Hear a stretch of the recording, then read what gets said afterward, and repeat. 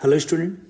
तो last lecture में student हम डिस्कस कर रहे थे कि भाई enthalpy of reaction is equal to enthalpy of formation हो सकता है सर, जिसमें हमने CO2 का एग्जाम्पल यूज़ किया सर। तो ये पॉसिबिलिटी स्टूडेंट किसमें, अगर रिएक्टेंट में एलिमेंटल स्टेट्स के एटम या मॉलिक्यूल है। तो स्टूडेंट ये चीज़ क्लियर है। अब एंथैल्पी ऑफ रिएक्शन के अकॉर्डिंग अगर स्टूडेंट मैंने आपसे कहा था एंथैल्पी ऑफ कंबशन, तो एंथैल्पी ऑफ कंबशन के रेस्पेक्ट में स्टूडेंट देखो एनसीईआरटी ने भी क्वेश्चन दिया हुआ है एक्सरसाइज में। तो देखिए थोड़ा लैंग्वेज में आपको देखना है।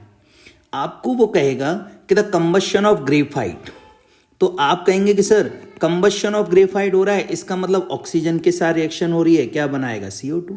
और आपसे कहेगा एंथैल्पी कितनी है, सपोज -x किलोजूल पर मोल है। स्टूडेंट याद रखना, मैं ट्रिक बता रहा हूँ आपको क्वेश्चन सॉल्व करने की, है ना। हम पूरा टॉपिक ना करके रिवीजन कर रहे हैं। तो मेनली क्या है कि आपका आंसर आना चाहिए, आपको कॉन्फिडेंस आना चाहिए। अब वो आपसे कहेगा कि हाइड्रोजन है और हाइड्रोजन गैस भी कंबशन कर रहा है।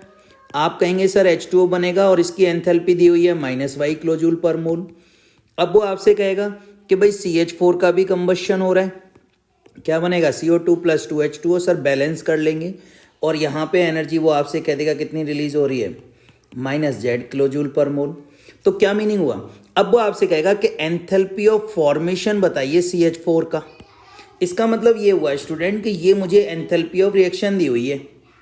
तो या देखिए दो तरीके हैं इस क्वेश्चन को करने के, या तो आप क्या करें कि enthalpy of reaction equal to enthalpy of formation minus enthalpy of formation of product minus reactant, या फिर स्टूडेंट दूसरा तरीका इन तीनों रिएक्शन से आप कैलकुलेट कर लें।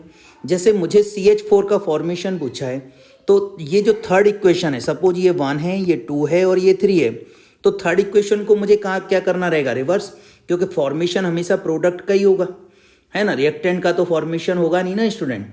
तो इसीलिए यहाँ पे आपको थर्ड इक्वेशन को क्या करना पड़ेगा, रिवर्स। लेकिन आप देख रहे हैं यहाँ पे वाटर के मोल 2 हैं, तो मुझे सेकेंड इक्वेशन में 2 का मल्टीप्लाई करना रहेगा।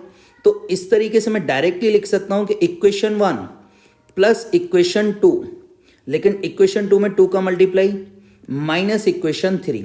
तो स्टूडेंट मेरा आंसर क्या आ गया, अकॉर्डिंग टू इक्वेशन 1 कितना है सर, -x, इक्वेशन 2 कितना है सर, -y × 2, और लास्ट में इक्वेशन हमने रिवर्स की है स्टूडेंट, माइनस माइनस क्या हो गया, +z। This is the answer of that type of question. तो स्टूडेंट इस तरीके से हम इजीली इसको सॉल्व कर सकते हैं। तो तीनों में डिफरेंस स्टूडेंट आपको समझ में आ गया। कंबशन दिया हो तो भी हमें घबराना नहीं है, फॉर्मेशन दिया है तो भी कोई दिक्कत नहीं, रिएक्शन दिया है तब भी कोई दिक्कत नहीं। हाँ ये चीज़ फिक्स है कि अगर मुझे कंबशन भी दिया हुआ है, जैसे CH4 गैस मान लीजिए उसने कह दिया और O2 गैस है और इक्वल टू CO2 गैस है और मुझसे कह दिया H2O गैस है या लिक्विड है, जो भी आपको चीज़ें दी हुई होंगी, तो सर यहाँ पे अगर मैं बैलेंस कर लेता हूँ, अगर 298 केल्विन टेम्परेचर और 1 बार प्रेशर पे इक्वेशन है, तो फिर यहाँ गैस की जगह पे क्या आ जाएगा स्टूडेंट, लिक्विड ही रहेगा। अब स्टूडेंट अब वो मुझसे कह रहा है कि भाई इसकी एंथैल्पी ऑफ रिएक्शन बता दीजिए, या तो एंथैल्पी ऑफ फॉर्मेशन बता दीजिए, रिएक्शन के रेस्पेक्ट में पूछेगा स्टूडेंट। तो रिएक्शन के रेस्पेक्ट में आप कह देंगे कि सर प्रोडक्ट माइनस रिएक्टेंट।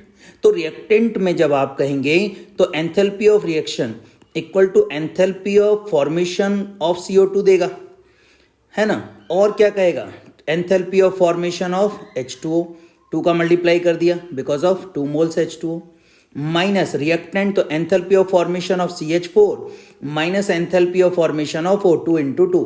तो देखिए O2 का तो 0 हो जाएगा स्टूडेंट, तो केवल और केवल ये 3 वैल्यूज के रेस्पेक्ट में मेरा एंथैल्पी ऑफ रिएक्शन आ जाएगा। क्लियर है।